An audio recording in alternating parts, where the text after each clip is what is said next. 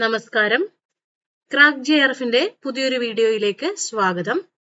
2024 June 18 NTA നടത്തുകയും പിന്നീട് cancel ആക്കുകയും ചെയ്ത പരീക്ഷയുടെ ചോദ്യപേപ്പറാണ് പരിചയപ്പെടുത്തുന്നത്.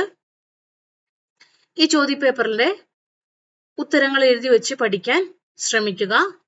ഓരോ ഓപ്ഷനും ഞാൻ വിശദീകരിക്കാൻ ശ്രമിക്കുന്നുണ്ട്.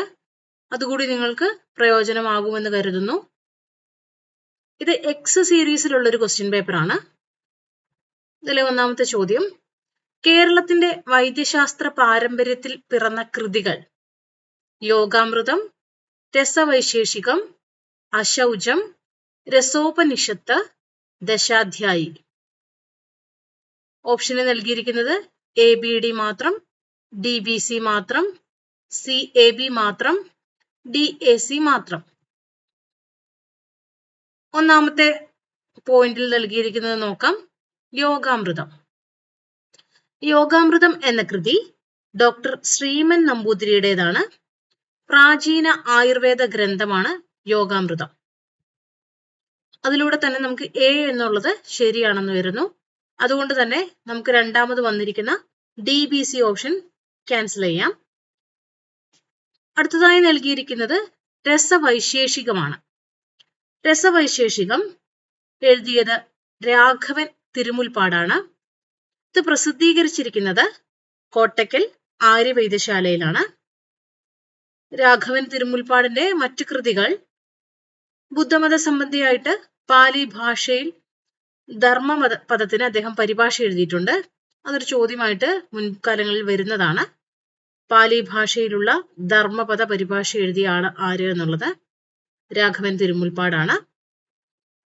തിരുക്കുറലിനും ദേവി മഹാത്മ്യത്തിനും ഭാഷാന്തരവും ഇദ്ദേഹം നൽകിയിട്ടുണ്ട്. ഗീതയ്ക്ക് വൃത്താനുവൃത്ത തർജ്ജമ നൽകിയിട്ടുണ്ട്. ഗാന്ധി വിമർശനത്തിനുള്ള മറുപടിയായിട്ട് ഇസവും മഹാത്മാവും എന്ന് പറഞ്ഞ കൃതിയും ഇദ്ദേഹത്തിൻ്റെതായിട്ടുണ്ട്. ഇത്രയും കാര്യങ്ങൾ രാഘവൻ തിരുമുൽപ്പാടുമായി ബന്ധപ്പെട്ട് ഓർത്തിരിക്കണം. അദ്ദേഹത്തിന്റെ കൃതിയാണ് രസവൈശേഷികം. അപ്പൊ അതുകൊണ്ട് തന്നെ AB ശരിയാണ്. അപ്പോൾ AB വരുന്ന ഓപ്ഷൻ വരുന്നത് നമുക്ക് 1ഉം 3ഉമാണ്. 4ഉം 2ഉം ഓപ്ഷൻ നമുക്ക് ക്യാൻസൽ ചെയ്യാം. ഇനി സിയിലേക്ക് വരാം. സി എന്നുള്ളത് അശൗചമാണ്. അശൗചം എന്നത് ഹിന്ദുയിസവുമായി ബന്ധപ്പെട്ട് നിൽക്കുന്ന ഒരു വാക്കാണ്. അതിൽ നിന്നുണ്ടായ ഒരു കൃതിയാണ്. അശുദ്ധി കാലങ്ങളെക്കുറിച്ചും മറ്റും പറയുന്ന അതുമായി ബന്ധപ്പെട്ട് നിൽക്കുന്ന ഒരു കൃതിയാണ് അശൗചം എന്നത്. അതുകൊണ്ട് തന്നെ ഹിന്ദുയിസവുമായി ബന്ധപ്പെട്ട കൃതി ആയതുകൊണ്ട് തന്നെ വൈദ്യശാസ്ത്ര പാരമ്പര്യത്തിൽ പിറന്ന കൃതിയല്ല. ഉത്തരം അതുകൊണ്ട് തന്നെ 1 എന്നതിലേക്ക് എന്ത് ചെയ്യുന്നു? പോകുന്നുണ്ട്. അടുത്തതും കൂടെ നമുക്ക് പരിശോധിക്കാം. രസോപനിഷത്ത് ആ കൃതി നമുക്ക് നോക്കാം. രസോപനിഷത്ത് എന്നുള്ള കൃതി പ്രാചീന ആയുർവേദ ഗ്രന്ഥമാണ്. പ്രൊഫസർ ഡോക്ടർ ജ്ഞാനേന്ദ്ര പാണ്ഡെയാണ് ഈ കൃതി രചിച്ചത്. പ്രൊഫസർ ഡോക്ടർ ജ്ഞാനേന്ദ്ര പാണ്ഡെയാണ് രസോപനിഷത്തിന്റെ രചയിതാവ്. അതുകൊണ്ട് തന്നെ അതും ഉത്തരത്തിലേക്ക് വരുന്നു. ഇനി E എന്നുള്ള പോയിന്റിലേക്ക് പോകാം. ദശാധ്യായി ആണ് നൽകിയിരിക്കുന്നത്. ദശാധ്യായി കുറുമാത്തൂർ ഹരിജയന്തൻ നമ്പൂതിരിപ്പാടിൻ്റെതാണ്. ദശാധ്യായി ജ്യോതിഷ പഠനവുമായിട്ടാണ് ബന്ധപ്പെട്ടിരിക്കുന്നത്.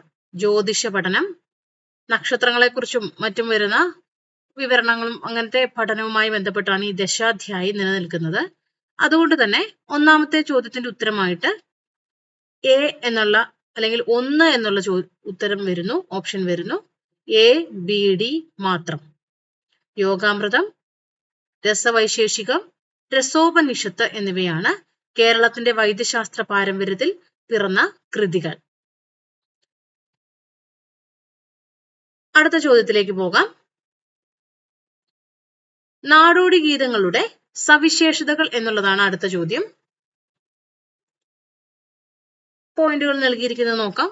വ്യാപനം വരമൊഴിയിലൂടെ, പാഠഭേദങ്ങളുടെ ധാരാളിത്തം, വൃത്തബദ്ധത, മതാത്മക പരിവേഷം, താളാത്മകത എന്നിവയാണ് നൽകിയിരിക്കുന്നത്. ACD മാത്രം, DCA മാത്രം, ABE മാത്രം, ECD മാത്രം എന്നിവയാണ് തന്നിരിക്കുന്നത്. ഈ ചോദ്യം ഇതിന്റെ ഉത്തരത്തിലേക്ക് നമുക്ക് കൃത്യമായി എത്താൻ കഴിയുന്നില്ല എന്നുള്ളതാണ് എനിക്ക് മനസ്സിലാക്കാൻ കഴിയുന്നത്. കാരണം വ്യാപനം വരമൊഴിയിലൂടെയല്ല, വാമൊഴിയിലൂടെ എന്നായിരുന്നെങ്കിൽ ഒരു ഓപ്ഷനിലേക്ക് നമുക്ക് എത്തിച്ചേരാമായിരുന്നു. ABE എന്നുള്ള ഓപ്ഷനിലേക്ക്, മൂന്നാമത്തെ ഓപ്ഷനിലേക്ക് എത്താമായിരുന്നു. പക്ഷെ ഇവിടെ വ്യാപനം വരമൊഴിയിലൂടെ എന്നുള്ളത് തെറ്റായതുകൊണ്ട് തന്നെ ഒന്നാമത്തെ ഓപ്ഷനും മൂന്നാമത്തെ ഓപ്ഷനും ക്യാൻസൽ ആക്കാൻ കഴിയും. പിന്നെ വൃത്തബദ്ധത രണ്ടെണ്ണത്തിൽ വരുന്നുണ്ട്. വൃത്തബദ്ധതയും മതാത്മക പരിവേഷവും. കൃത്യമായി പറയുകയാണെങ്കിൽ നാടോടി ഗാനങ്ങള്, നാടോടി ഗീതങ്ങൾ, നാടോടി പാട്ടുകൾ എന്നൊക്കെ പറയുന്ന അതില് ആ ഒരു വിഭാഗത്തില് ഒരിക്കലും വൃത്തബദ്ധത പാലിക്കുന്നതായിട്ട് കണ്ടിട്ടില്ല. അതുപോലെ തന്നെ മതാത്മക പരിവേഷം എന്ന് പറയുമ്പോൾ എല്ലാ ഗാനങ്ങൾക്കും മതാത്മക പരിവേഷം വരുന്നുമില്ല. പാഠഭേദങ്ങളുടെ ധാരാളിത്തവും വ്യാപനം വാമൊഴിയിലൂടെ എന്നുള്ളതും താളാത്മകത എന്നുമായിരുന്നെങ്കിൽ ഇവിടുത്തെ നൽകിയിരിക്കുന്ന ഓപ്ഷൻ ABE ശരിയായിരുന്നേനെ. മിക്കവാറും ഇതൊരു പരീക്ഷയുടെ ഒരു റിസൾട്ടിലേക്ക് പോയിരുന്നെങ്കിൽ ഈ ചോദ്യം ഡ്രോപ്പ് ചെയ്തേനെ അവർ. എന്തായാലും നിങ്ങൾ ഇതിന്റെ കൃത്യമായിട്ടുള്ള ആൻസർ ഇതിനകത്ത് ഇല്ല എങ്കിലും നിങ്ങൾ വാമൊഴിയിലൂടെ എന്ന് വെച്ച് നിങ്ങൾക്ക് വേണമെങ്കിൽ ABE എന്നുള്ള ഓപ്ഷനിലേക്ക് എത്തിച്ചേരാം. അടുത്ത ചോദ്യത്തിലേക്ക് പോകാം. 53ാമത്തെ ചോദ്യമാണ് ഭാഷയുടെ മാനകീകരണ ഘട്ടങ്ങൾ. ഭാഷയുടെ മാനകീകരണ ഘട്ടങ്ങൾ.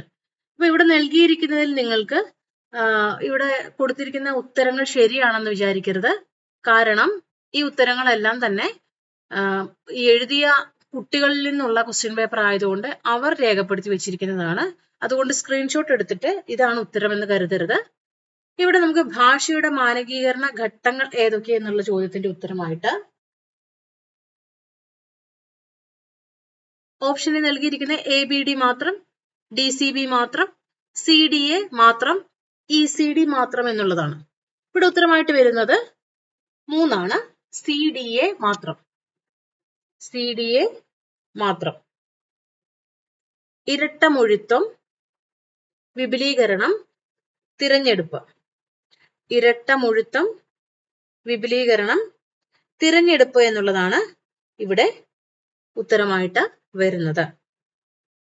നിങ്ങൾ ഇത്തരം കാര്യങ്ങളൊക്കെ എഴുതി തന്നെ പഠിക്കാൻ ശ്രമിക്കുക. ഓരോ ആൻസർ പറയുമ്പോഴും അതൊന്ന് എഴുതി വെച്ച് പഠിക്കാൻ ശ്രമിക്കണം. അടുത്ത ചോദ്യത്തിലേക്ക് പോകാം. ഇവിടെ നൽകിയിരിക്കുന്നത് പച്ചമലയാള കൃതികളും എഴുത്തുകാരും ചേരുംപടി ചേർക്കുക എന്നുള്ളതാണ്. പച്ചമലയാള കൃതികളും എഴുത്തുകാരും ചേരുംപടി ചേർക്കുക എന്നുള്ളതാണ് നമുക്ക് നൽകിയിരിക്കുന്നത്. പച്ചമലയാളം എന്ന് പറയുമ്പോൾ അന്ന് വരെ നിലനിന്നിരുന്ന സംസ്കൃത ഭ്രമത്തിൽ നിന്ന് മലയാള ഭാഷയിൽ മാത്രം എഴുതുക എന്നുള്ളത് അപ്രാപ്യമാണെന്ന് വാദിച്ച CP അച്യുതമേനോനുള്ള മറുപടിയായിട്ട് കുഞ്ഞിക്കുട്ടൻ തമ്പുരാൻ ആരംഭിക്കുന്ന ഒരു കൃതിയിലൂടെയാണ്. അതായത് CP അച്യുതമേനോൻ പറയുന്നത് 1-2 ശ്ലോകങ്ങൾ മാത്രമേ പച്ച മലയാളത്തിൽ എഴുതാൻ കഴിയുള്ളൂ. എല്ലാത്തിലും സംസ്കൃതത്തിന്റെ ഒരു എങ്ങനെ എഴുതിയാലും സംസ്കൃതത്തിന്റെ സ്വാധീനം വരും, അല്ലെ സംസ്കൃത വാക്കുകൾ വരുമെന്ന് പറഞ്ഞ ആ ഒരു ഇതുമായി ബന്ധപ്പെട്ടാണ്, ആ ഒരു വിവാദവും അല്ലെങ്കിൽ ആ ഒരു വാദവുമായിട്ട് ബന്ധപ്പെട്ടിട്ടാണ് പച്ചമലയാള കൃതികളുടെ ഉത്ഭവം വരുന്നത്. ആദ്യമായിട്ട് വരുന്ന കൃതി എന്ന് പറഞ്ഞാൽ നല്ല ഭാഷയാണ്. നല്ല ഭാഷ കൊല്ലവർഷം 1066 കുഞ്ഞിക്കുട്ടൻ തമ്പുരാൻ രചിക്കുന്നത്. അത് പ്രസിദ്ധീകരണ മാർഗത്തിലൂടെ അല്ലെ പ്രസിദ്ധീകരിച്ചത് 1890 1890 അത് പ്രസിദ്ധീകരിക്കപ്പെടുന്നത്. കുഞ്ഞിക്കുട്ടൻ തമ്പുരാൻ അത് പ്രസിദ്ധീകരിച്ചിരിക്കുന്നത് വിദ്യാവിനോദിനി എന്ന് പറഞ്ഞിരിക്കുന്ന മാസികയിലൂടെയാണ്. അപ്പൊ നല്ല ഭാഷ എന്ന് നൽകിയിരിക്കുന്നത് നിങ്ങൾക്ക് കാണാമല്ലോ. നമുക്ക് പച്ചമലയാള കൃതികളായി ലിസ്റ്റ് 1 നൽകിയിരിക്കുന്നത് തങ്കമ്മ, നല്ല ഭാഷ, മദുരാശി കടൽക്കര, പാക്കനാർ എന്നിവയാണ്. ഇതിൽ നല്ല ഭാഷ ബി ഓപ്ഷൻ 4ലേക്ക് പോയാല് B4 എന്നുള്ള ആ ഒരൊറ്റ ഓപ്ഷനിൽ നിന്ന് നിങ്ങൾക്ക് ആൻസറിലേക്ക് എത്തിച്ചേരാൻ കഴിയും. അതായത് 4 എന്നുള്ള ഓപ്ഷനാണ് ഇവിടെ ശരിയായിട്ട് വരിക. ബാക്കി കൂടി നമുക്കൊന്ന് നോക്കാം. തങ്കമ്മ എഴുതിയിരിക്കുന്നത് പന്തളം കേരളവർമ്മയാണ്. പന്തളം കേരളവർമ്മ ഈ കൃതി എഴുതുമ്പോൾ ഇതിനൊരു 1-ാം ഭാഗമാണ് അദ്ദേഹത്തിൻ്റെതായിട്ടുള്ളത്. 2ാമത്തെ ഭാഗം ഇതിനെ തങ്കമ്മ 2ാം ഭാഗം എഴുതിയിരിക്കുന്നത് ഉള്ളൂരാണ്. ഉള്ളൂർ എസ് പരമേശ്വരയ്യർ. അപ്പോൾ നിങ്ങൾ അത് രണ്ടും എന്ത് ചെയ്യണം? ഓർത്തിരിക്കണം. ഈ ഓപ്ഷനകത്ത് ഉള്ളൂർ ഉണ്ടായിരുന്നെങ്കിൽ അവിടെ ആ ചേരുംപടിയിൽ ഉള്ളൂരാണ് അതിന്റെ ഉത്തരമായിട്ട് വരിക. ഇത് നൽകിയിരിക്കുന്നത് മദുരാശി കടൽക്കരയാണ്. മദുരാശി കടൽക്കര എഴുതിയിരിക്കുന്നത് ഒടുവിൽ കുഞ്ഞുകൃഷ്ണ മേനോനാണ്. ഭാഷാകവികളിൽ തന്നെ ആദ്യത്തെ BA കാരൻ എന്നറിയപ്പെടുന്ന ആളാണ് ഒടുവിൽ. ഒരുപാട് കൃതികൾ ഒടുവിലിൻ്റെതായിട്ട് നമുക്ക് ഉണ്ട്. അതിൽ തന്നെ കഥകാരൻ, ആദ്യകാല കഥാകൃത്ത് എന്ന പേരിൽ നമ്മൾ പഠിക്കുന്ന ഒരാൾ കൂടിയാണ് ഒടുവിൽ കുഞ്ഞുകൃഷ്ണ മേനോൻ. അപ്പൊ മദുരാശി കടൽക്കര ഒടുവിലിൻ്റെതാണ്. പാക്കനാർ എന്നുള്ളത് പച്ചമലയാള സാഹിത്യശാഖയ്ക്ക് ഏറ്റവും കൂടുതൽ കൃതികൾ നൽകിയിട്ടുള്ള കുണ്ടൂർ നാരായണ മേനോന്റേതാണ് കൃതി. കുണ്ടൂർ നാരായണ മേനോൻ, പാക്കനാർ കൂടാതെ കോമപ്പൻ, കൊച്ചി ചെറിയ ശക്തൻ തമ്പുരാൻ, കണ്ണൻ തുടങ്ങിയ കൃതികളും കൂടി പച്ചമലയാളത്തിനായിട്ട് നൽകിയിട്ടുണ്ട്. അതുകൂടി എന്ത് ചെയ്യണം? ഓർത്തു വെക്കണം. കൊടുങ്ങല്ലൂർ പ്രസ്ഥാനത്തിന്റെ കൂടെ തന്നെ ശക്തി പ്രാപിച്ചിരുന്ന ഒരു പ്രസ്ഥാനം കൂടിയാണ് ഈ പച്ചമലയാള പ്രസ്ഥാനം എന്ന് പറയുന്നത്. അന്ന് നിലനിന്നിരുന്ന അല്ലെങ്കിൽ അന്ന് ജീവിച്ചിരുന്ന മിക്കവാറും കവികളൊക്കെയും തന്നെ ഒരുപാട് സംഭാവനകൾ നൽകിയിട്ടുള്ളവർ കൂടിയാണ്. അപ്പൊ അതും കൂടി നിങ്ങൾ ഓർത്തു വെക്കുക. പച്ചമലയാള പ്രസ്ഥാനത്തിൽ നിന്നൊരു ചോദ്യം പല ചോദ്യപേപ്പറിലും കാണാറുണ്ട്. ഈ ചോദ്യം ഇനിയും ആവർത്തിക്കാനും സാധ്യത ഉണ്ട്. അപ്പോൾ അതുകൊണ്ട് ഓർത്തു വെക്കുക. അടുത്ത ചോദ്യത്തിലേക്ക് പോകാം. നമുക്ക് നൽകിയിരിക്കുന്നത് കാവ്യസന്ദർഭങ്ങളും കവികളും എന്നാണ്. കാവ്യസന്ദർഭങ്ങളും കവികളുമാണ്. ഭോഗങ്ങളെല്ലാം ക്ഷണപ്രഭാചഞ്ചലം, നമുക്ക് എഴുത്തച്ഛനെടുത്ത ഭാഷ ക്രമക്കണക്കേ ശരണം, ചേണൊക്കും പുതുമലയാൺമതൻ മഹേശ്വരൻ, മന്നാശയാലും മദനാശയാലും പൊന്നാശയാലും മറുകുന്നു ലോകം. മന്നാശയാലും മദനാശയാലും പൊന്നാശയാലും മറുകുന്നു ലോകം. ലിസ്റ്റ് 2-ൽ നൽകിയിരിക്കുന്നത് കുഞ്ഞിക്കുട്ടൻ തമ്പുരാൻ, വള്ളത്തോൾ, എഴുത്തച്ഛൻ, പൂന്താനം. പല ചോദ്യപേപ്പറിലും ആവർത്തിക്കുന്ന പല ചോദ്യങ്ങളുടെ ഒരുമിച്ച് ചേർത്തിട്ടുള്ള ഒരു ചോദ്യമാണിത്. നോക്കാം. ഭോഗങ്ങളെല്ലാം ക്ഷണപ്രഭാചഞ്ചലം, വേഗന നഷ്ടമായുസ്സുമോർക്ക നീ, വഗ്നി സന്തപ്ത ലോകസ്ഥാഭു ബിന്ദുന, സന്നിഭം മർത്യജന്മം ക്ഷണഭംഗുരം, ചക്ഷുശ്രവണകളസ്തമാം ദരിദ്രം, ഭക്ഷണത്തിന് അപേക്ഷിക്കുന്നത് പോലെ എന്ന് പറഞ്ഞിട്ട് തുടരുന്ന ആ ഒരു വരികൾ അയോധ്യാകാന്ഡത്തിലാണ്. അയോധ്യാകാന്ഡത്തിൽ എഴുത്തച്ഛൻ എഴുതിയിരിക്കുന്നതാണ്. ലക്ഷ്മണവും ഉപദേശമാണ്. ലക്ഷ്മണവും ഉപദേശമായിട്ട് നമുക്ക് കാണാൻ കഴിയുന്ന ഒന്നുകൂടിയാണ് ഈ ഭോഗങ്ങളെല്ലാം ക്ഷണപ്രഭാചഞ്ചലം എന്നുള്ളത്. അതിൽ നിന്ന് ചോദിക്കുന്ന മറ്റു വരികളാണ് അതിന്റെ കൂടെ തന്നെ ഞാൻ പറഞ്ഞു പോയത്. ചക്ഷുശ്രവണകളസ്തമാം ദർദുരം, ഭക്ഷണത്തിന് അപേക്ഷിക്കുന്നത് പോലെ. മറ്റൊരു വരിയാണ് പാന്തർ പെരുവഴി അമ്പലം തന്നിലെ താന്തരായി കൂടി വിയോഗം വരും പോലെ. പാന്തർ പെരുവഴി അമ്പലം തന്നിലെ താന്തരായി കൂടി വിയോഗം വരും പോലെ. അപ്പൊ ഇത് മൂന്നും വരുന്നത് അയോധ്യാകാന്ഡത്തിലാണ്. ലക്ഷ്മണവും ഉപദേശമാണ്. അടുത്തതാണ് നമുക്ക് എഴുത്തച്ഛനെടുത്ത ഭാഷാ ക്രമക്കണക്കേ ശരണം.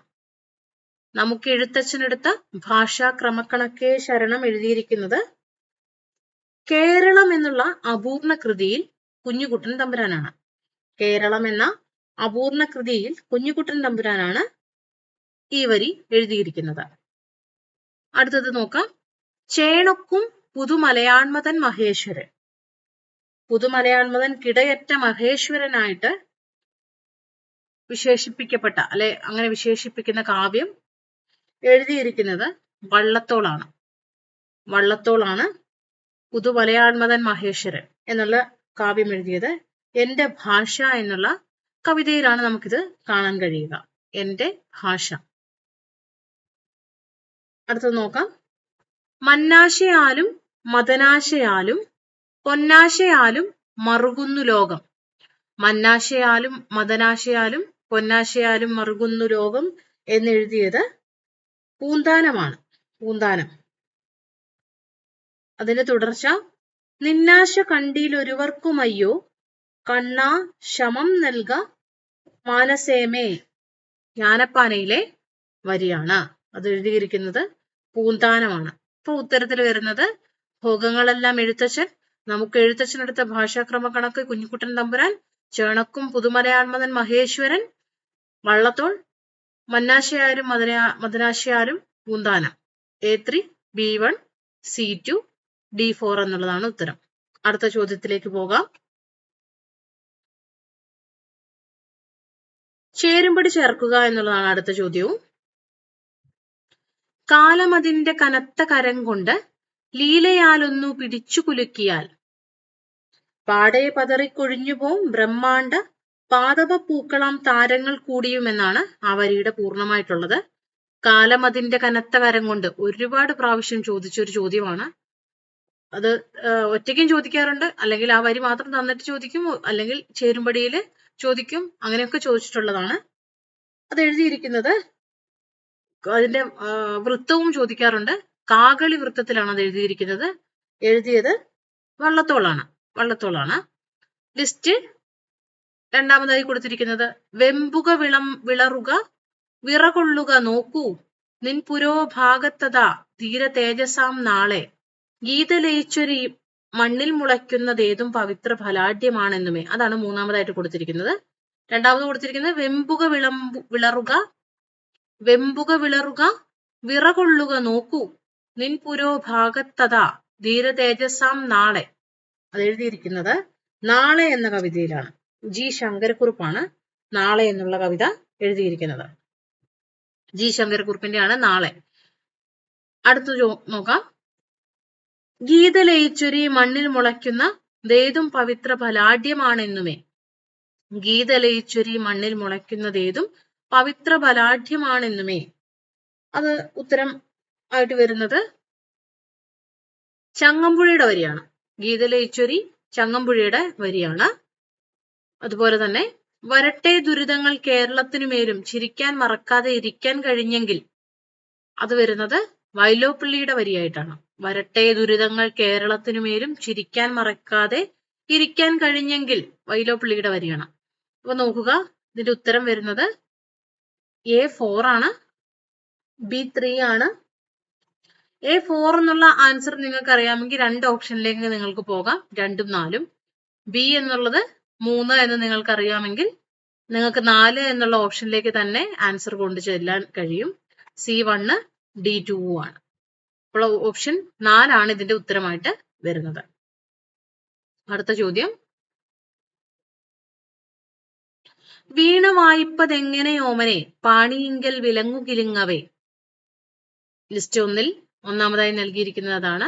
2, നിങ്ങൾക്ക് ഏതൊന്നും മനസ്സിലാകുന്നില്ല, നിങ്ങൾ എലികളോ മാനുഷ്യരോ. 3, ഇത്തറവാടിത്ത ഘോഷണത്തെ പോലെ വൃത്തികെട്ടിട്ടില്ല മറ്റൊന്നു മൊഴിയിൽ.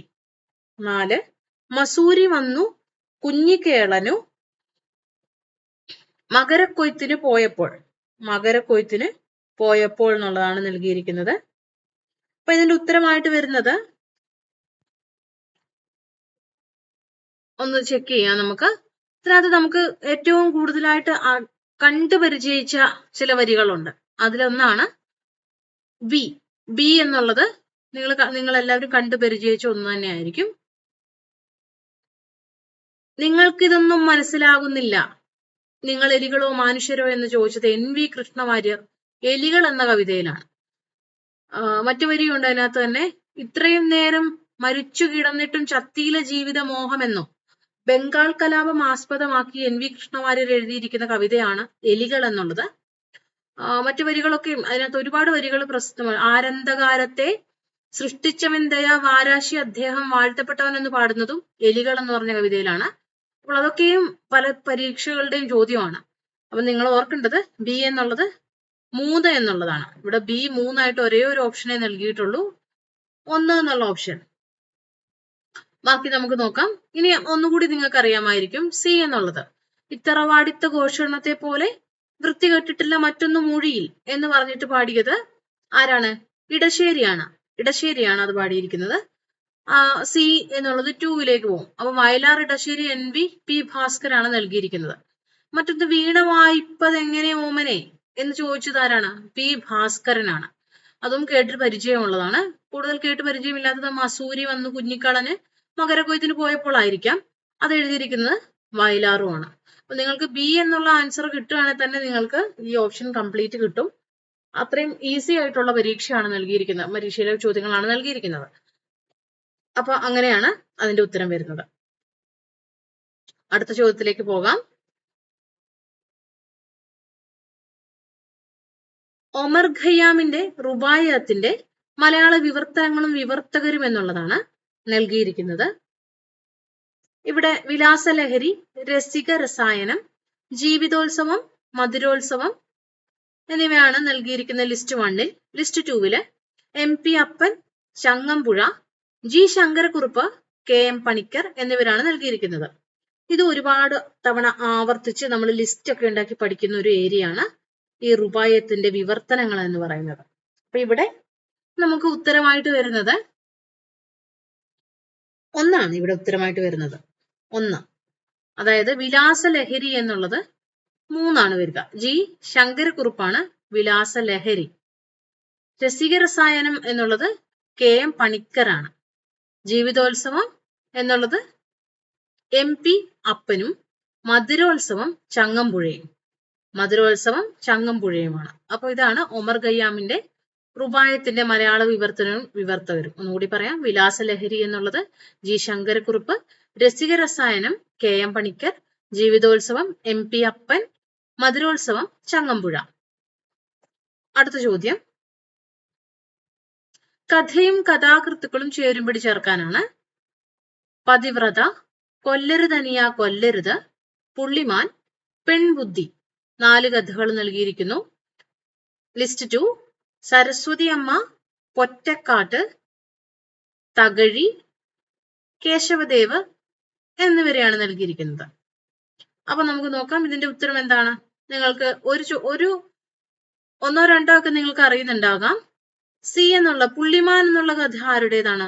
പുള്ളിമാൻ എന്നുള്ള കഥ പൊറ്റക്കാടിൻ്റെതാണ്. പുള്ളിമാൻ എന്നുള്ള കഥ പൊറ്റക്കാടിൻ്റെതാവുമ്പോൾ നമുക്ക് 2 ഓപ്ഷനിലേക്ക് വരാം. ഓപ്ഷൻ 1-ഉം ഓപ്ഷൻ 4-ഉം 2 ഓപ്ഷനുകളിലാണ് ആ ഒരു ഇത് വന്നിരിക്കുന്നത്. ഇനി ബാക്കി നമുക്ക് നോക്കാം. പതിവ്രത ആരാണ് എഴുതിയിരിക്കുന്നത് നോക്കാം. പതിവ്രത എഴുതിയിരിക്കുന്നത് തകഴിയാണ്. പതിവ്രത തകഴിയുടെ കഥയാണ്. കാണുമ്പോൾ സരസ്വതി അമ്മ എന്നൊക്കെ തോന്നും, പക്ഷെ സരസ്വതി അമ്മയുടെ കഥയല്ല. ഇനി അതുപോലെ തന്നെ കൊല്ലരുതനിയ കൊല്ലരുത് എന്നെഴുതിയത് കേശവദേവാണ്. അതുപോലെ പെൺബുദ്ധി എന്നുള്ള കഥ എഴുതിയിരിക്കുന്നതാണ് സരസ്വതി അമ്മ. ഞാൻ മുൻപ് ചെയ്തിരിക്കുന്ന ക്വസ്റ്റ്യൻ പേപ്പർ വീഡിയോയിൽ സരസ്വതി അമ്മയുടെ കംപ്ലീറ്റ് കൃതികളെ കുറിച്ചൊക്കെ അതുപോലെ കഥകളെ കുറിച്ചൊക്കെ പറഞ്ഞിട്ട് അതിനകത്ത് വന്നിട്ടുള്ളതാണ് ഈ പെൺബുദ്ധി. അപ്പൊ അതുകൊണ്ട് ആ ക്വസ്റ്റ്യൻ പേപ്പർ ഡിസ്കഷൻ നിങ്ങൾ എഴുതിയെടുത്ത് പഠിക്കുക. അതിനകത്ത് വിശദീകരണങ്ങളെല്ലാം നൽകിയിട്ട് കുറച്ചും കൂടി വിശദീകരിച്ച് ചെയ്തിരിക്കുന്ന വീഡിയോ ആണ്. അത് എഴുതിയെടുത്ത് ഒരുപാട് ഏരിയ അത് കവർ ചെയ്ത് പോയിട്ടുണ്ട്. അപ്പൊ ഒരുപാട് ഏരിയ നിങ്ങൾക്ക് കിട്ടും. അതിൽ നിന്ന് തന്നെ ചോദ്യം വരത്തുള്ളൂ. അപ്പൊ അത് നിങ്ങൾ എന്ത് ചെയ്യുക, അങ്ങനെ എടുക്കുക.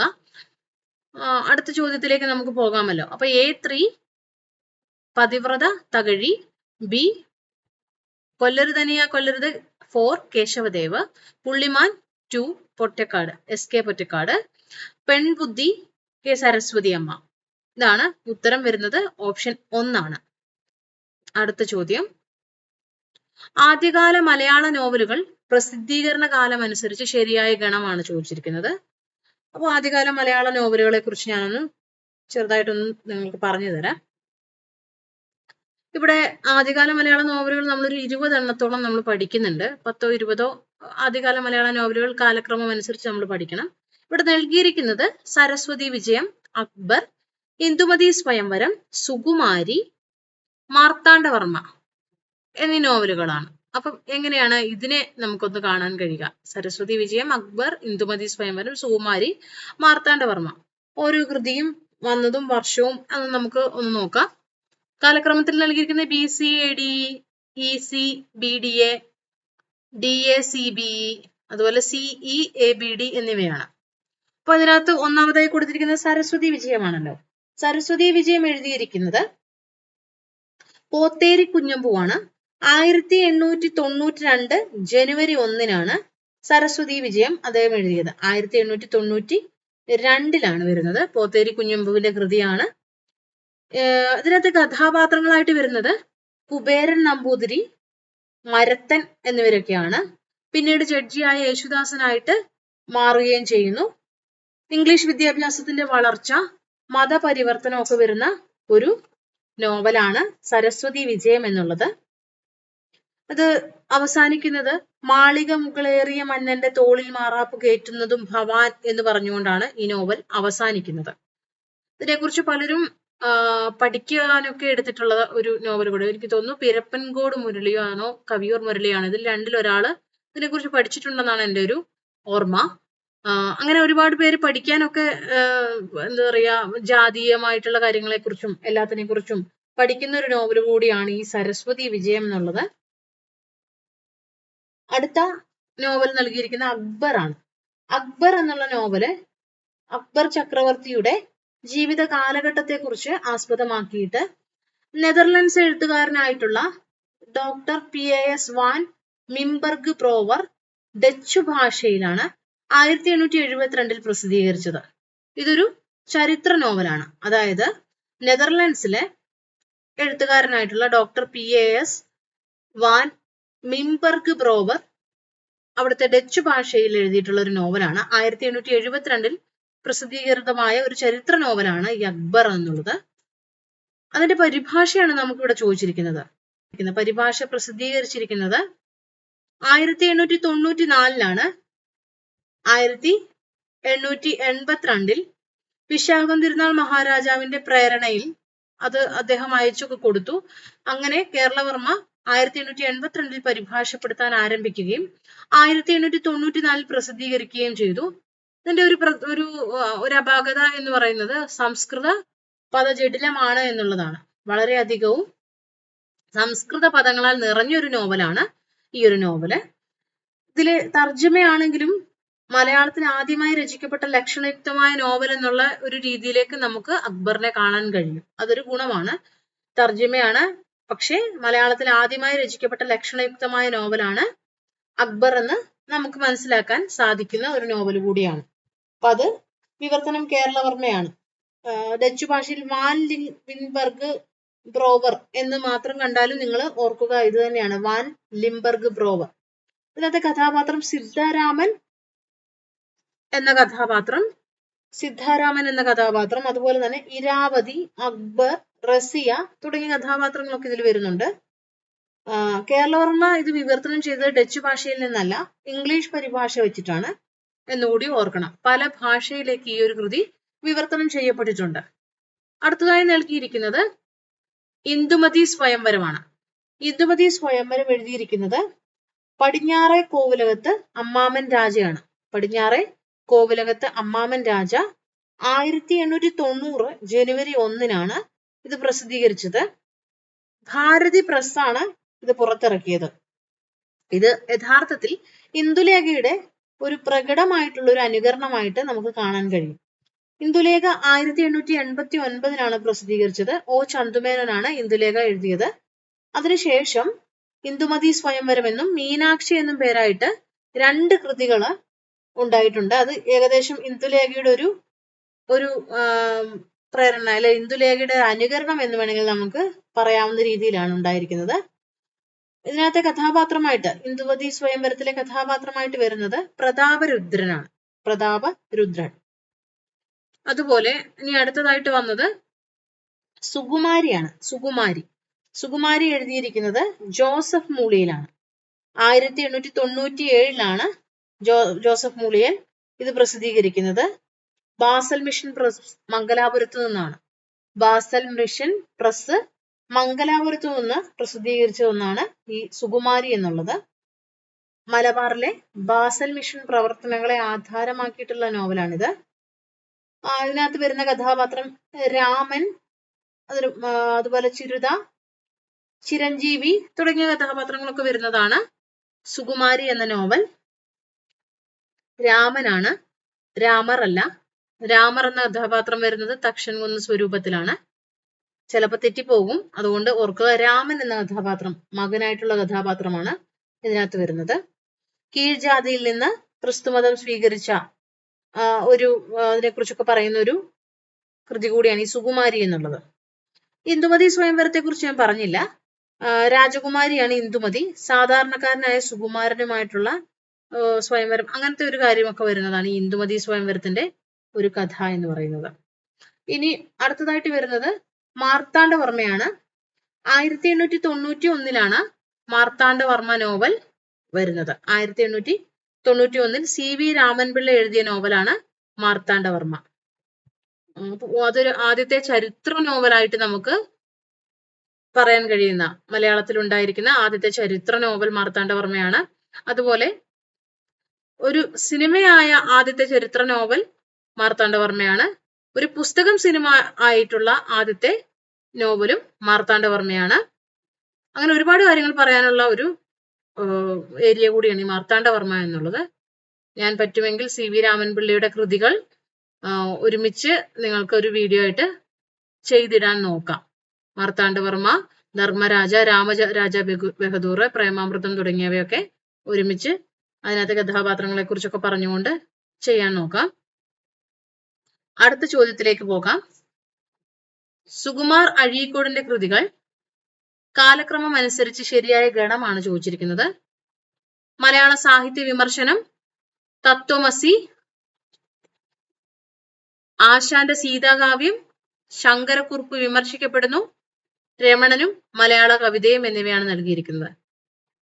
ക്ഷമിക്കണം, കഴിഞ്ഞ ചോദ്യത്തിൽ ഞാൻ കാലക്രമം ഏതാണ് ശരിയെന്ന് പറഞ്ഞില്ല.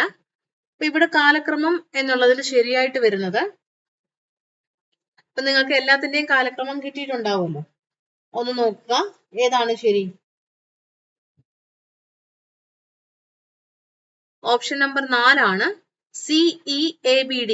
CEABD അതാണ് ഉത്തരമായിട്ട് വരിക. അവസാനത്തിൽ വരുന്ന നോവൽ സുകുമാരിയാണ്. ഇതിന് തൊട്ടു മുമ്പ് വരുന്നത് അക്ബർ ആണ്. ആദ്യമായിട്ട് വരുന്ന നോവൽ ഇന്ദുമതി സ്വയംവരമാണ്. അതിനുശേഷം വരുന്നത് മാർത്താണ്ഡവർമ്മ. അതിനുശേഷം 92 വരുന്ന സരസ്വതി വിജയം, 94 അക്ബറും 97 സുകുമാരി, അങ്ങനെയാണ് വരുന്നത്. ശരി, അടുത്ത ചോദ്യത്തിലേക്ക് പോകാം. സുകുമാർ അഴീക്കോടിന്റെ കൃതികൾ കാലക്രമം അനുസരിച്ച് ശരിയായ ഗണം. മലയാള സാഹിത്യ വിമർശനം എഴുതപ്പെട്ടത് 1981. തത്വമസി വരുന്നത് 1984. ആശാന്റെ സീതാകാവ്യം വരുന്നത് 1954. ശങ്കരക്കുറുപ്പ് വിമർശിക്കപ്പെടുന്നു 1963. രമണനും മലയാള കവിതയും 1956. ഒന്നുകൂടി പറയാം. മലയാള സാഹിത്യ വിമർശനം എന്നുള്ള കൃതി സുകുമാർ അഴീക്കോടിന്റെ PhD തീസിസിന്റെ പുസ്തക രൂപമാണ്. ഗവേഷണമായിരുന്നു വിമർശനം. വിമർശനത്തിന് നമുക്ക് പഠിക്കാൻ ആശ്രയിക്കാവുന്ന ഏറ്റവും നല്ല കൃതികളിൽ ഒന്നാണ് മലയാള സാഹിത്യ വിമർശനം എന്നുള്ളത്. അത് വരുന്ന വർഷം 1981. തത്വമസി എന്ന കൃതി അദ്ദേഹം എഴുതുന്നത്, അത് അവാർഡുകൾ നേടിയിട്ടുള്ള കൃതിയാണ് തത്വമസി. അത് വരുന്നത് 1984. ആശാന്റെ സീതാകാവ്യം അദ്ദേഹം എഴുതുന്നത് 1954. അതുപോലെ ശങ്കരക്കുറുപ്പ് വിമർശിക്കപ്പെടുന്നു എന്നുള്ള കൃതി 1963. രമണനും മലയാള കവിതയും വരുന്നത് 1956. അപ്പൊ ഇവിടെ ഉത്തരം വരിക CEDAB ആണ്. ഇവിടെ ഉത്തരമായിട്ട് വരുന്നത് ഓപ്ഷൻ നമ്പർ 2 CEDAB ആണ് ഉത്തരമായിട്ട് വരേണ്ടത്. CEDAB എന്നുള്ളതാണ്. വർഷങ്ങൾ എഴുതി വെച്ചിട്ട് നിങ്ങൾ നോക്കുക, അതിൽ നിന്ന് ഉത്തരങ്ങളിലേക്ക് നമുക്ക് എത്താൻ കഴിയും. ക്ലാസ്സിൽ ഞാൻ വർഷങ്ങൾ എഴുതി കൊടുത്തിട്ടുള്ള കൃതികളാണ് ഇതൊക്കെയും. അടുത്ത ചോദ്യം നോക്കാം. കഥകളിയുടെ ചടങ്ങുകളാണ് ചോദിച്ചിരിക്കുന്നത്. കഥകളിയുടെ ചടങ്ങുകളുടെ ക്രമമാണ് ചോദിച്ചിരിക്കുന്നത്. A വന്ദനം, B തോടയം, C പുറപ്പാട്, D കേളി, E മേളപ്പദം. ഈ മേളപ്പദം എന്നിവയാണ് നമ്മളുടെ കയ്യിൽ നൽകിയിരിക്കുന്നത്. അപ്പൊ ഇതിനെക്കുറിച്ച് ഞാനൊന്ന് പറഞ്ഞ ശേഷം ഞാൻ നിങ്ങൾക്ക് അതിന്റെ ഉത്തരം എന്താണെന്ന് ഒന്ന് മനസ്സിലാക്കാൻ വേണ്ടി അതൊന്ന് ജസ്റ്റ് ഒന്ന് പറഞ്ഞു തരാം. ആദ്യം തന്നെ ഇവിടെ നൽകിയിരിക്കുന്നതിൽ ഓപ്ഷൻ നമ്പർ 4 ശരിയായിട്ട് വരേണ്ടത്. ഓപ്ഷൻ നമ്പർ 4 ശരി. നോക്കാം. നമ്മൾ കഥകളി തുടങ്ങുന്നതിന് മുൻപ് കഥകളിയിലെ ചടങ്ങുകളിൽ ഒന്നാമതായിട്ട് വരുന്നത് കേളിയാണ്. അപ്പൊ ഡി എന്നുള്ള ആദ്യം വരുന്ന ഒരേ ഒരു ഓപ്ഷനേ ഉള്ളൂ. നിങ്ങൾ നോക്കുക, ഡി ആണ് ഇവിടെ. 4 എന്നുള്ള ഓപ്ഷനിൽ മാത്രമാണ് ഡിയിൽ ആരംഭിക്കുന്നത്. അങ്ങനെ തന്നെ നിങ്ങൾക്ക് ആൻസർ കിട്ടും. അപ്പൊ കേളി എന്നുള്ള ഒരു കാര്യം നടക്കുന്നത് ക്ഷേത്രം, കോവിലകം, മനകൾ, തറവാടുകൾ, പണ്ട് കഥകളി നടന്നിരുന്ന ഈ ഇടങ്ങളിലൊക്കെ ആയിരുന്നു. പണ്ട് കഥകളി നടന്നിരുന്നത് ഈ ഇടങ്ങളിലായിരുന്നു. ക്ഷേത്രങ്ങൾ, കോവിലകങ്ങൾ, മനകൾ, തറവാടുകളിലൊക്കെ. അപ്പൊ കഥകളി ഉണ്ടെന്നറിയിക്കാൻ വേണ്ടി കളിസ്ഥലത്തെ മുറ്റത്ത് സന്ധ്യയ്ക്ക് മുൻപ് നടത്തുന്ന മേള സമ്പ്രദായത്തെയാണ് കേളി എന്ന് പറയുന്നത്. കഥകളിക്ക് ഉപയോഗിക്കുന്ന ചെണ്ട, മദ്ദളം, ചേങ്ങില, ഇലത്താളം, കേളിക്കുള്ള വാദ്യോപകരണങ്ങൾ ഇവയൊക്കെയാണ്. ഓർത്തു വെക്കുക, എഴുതി വെക്കുക. ഇത് ഇനിയും ചോദിക്കും. വാദ്യോപകരണങ്ങൾ ചോദിക്കാറുണ്ട്. കഥകളിക്ക് ഉപയോഗിക്കുന്നത് ചെണ്ട, മദ്ദളം, ചേങ്ങില, ഇലത്താളം എന്നിവയാണ്. കഥകളിയുണ്ട് എന്നറിയിക്കുന്ന ഒരു നോട്ടീസ് നമ്മൾ കൊടുക്കുന്നത് പോലെ തന്നെയാണ്, അല്ലെ അറിയിപ്പ് കൊടുക്കുന്നത് പോലെയാണ് ഈ കേളി എന്ന് പറയുന്നത്. അപ്പൊ കേളി ഉത്സവക്കളികളിലൊക്കെ ഇപ്പോഴും കേളി നടത്തുന്നുണ്ട്.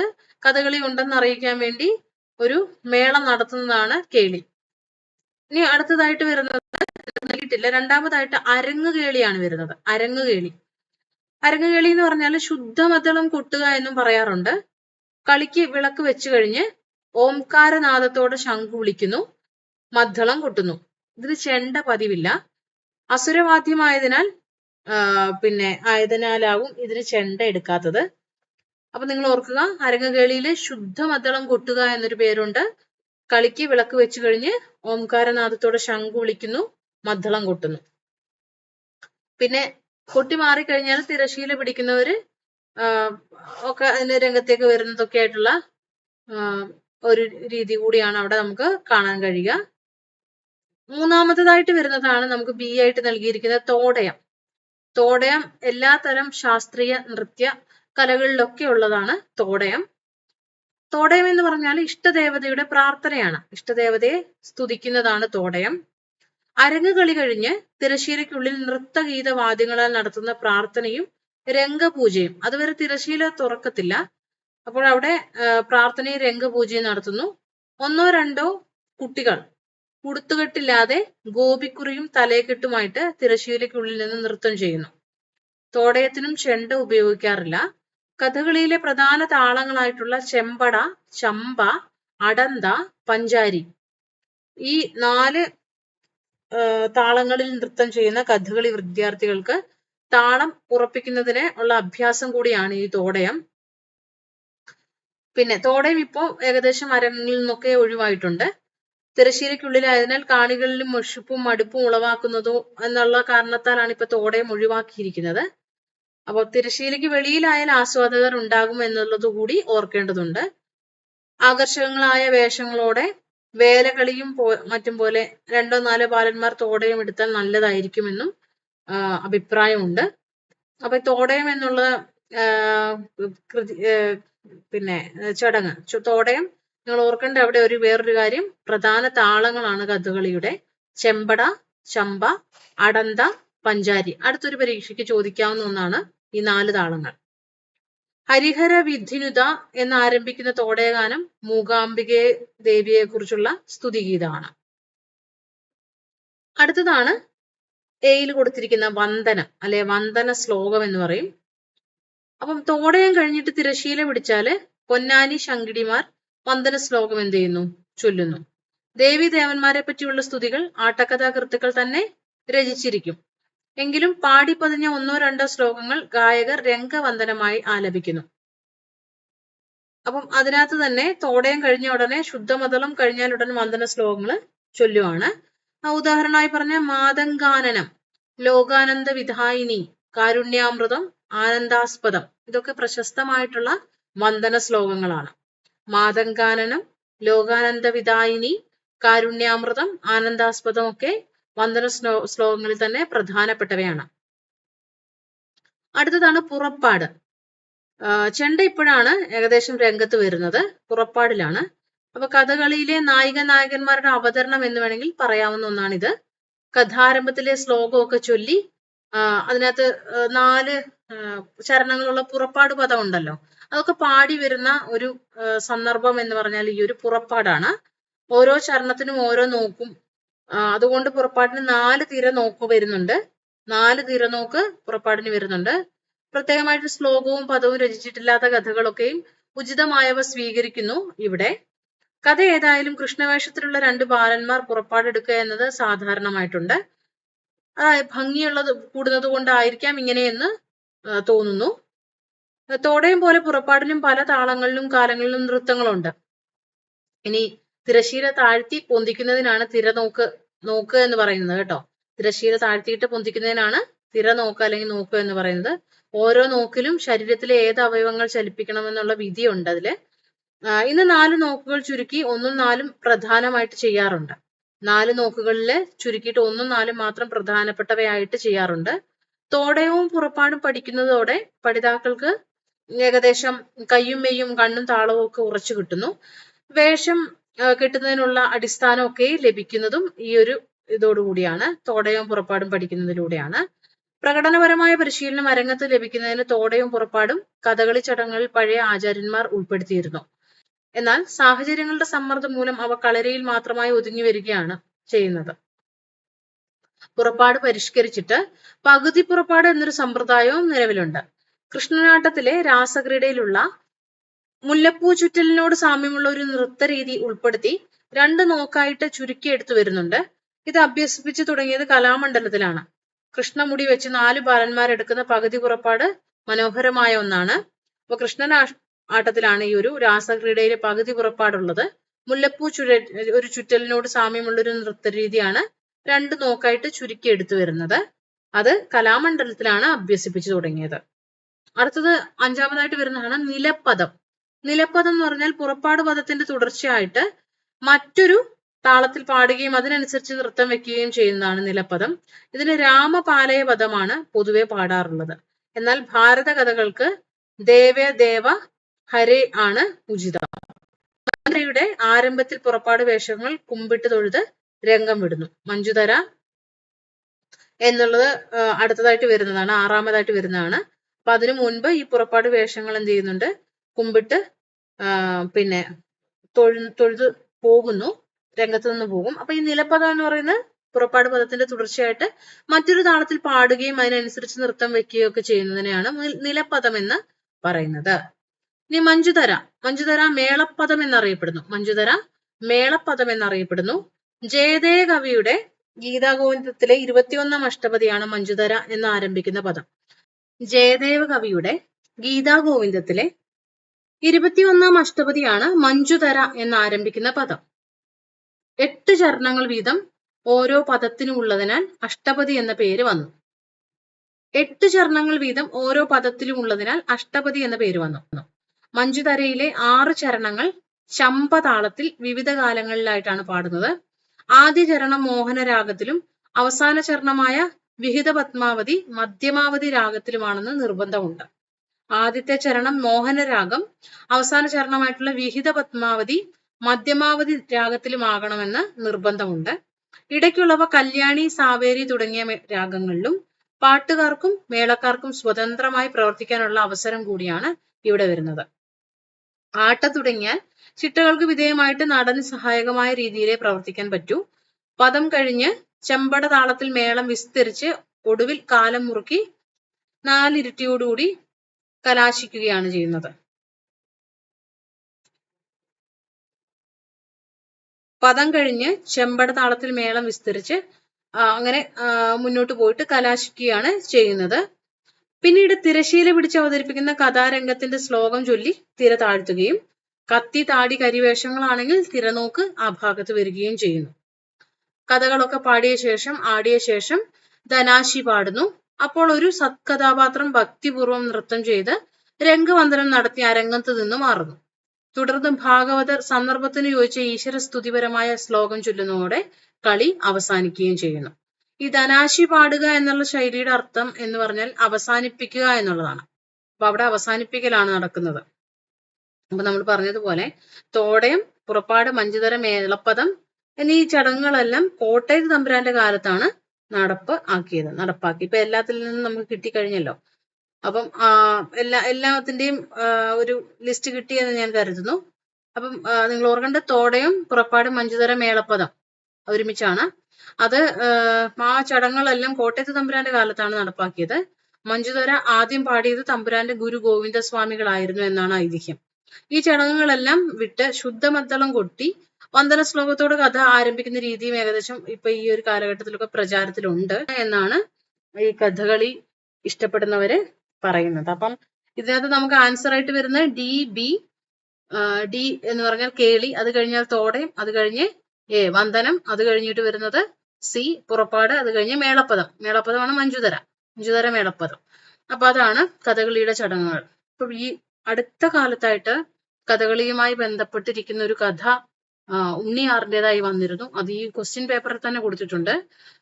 ഗംഭീര വിക്രമ, നിങ്ങൾ കണ്ടു കാണുമായിരിക്കും, ഗംഭീര വിക്രമ. അപ്പം ആ ഒരു കഥ ഈ ഒരു ഇതുമായിട്ട് ബന്ധപ്പെട്ടിട്ടാണെന്ന് ഓർക്കുക. ഇത്രയും ചോദ്യങ്ങളാണ് ഞാൻ ഇന്ന് പരിചയപ്പെടുത്തുന്നത്. എഴുതിയെടുത്ത് പഠിക്കുക.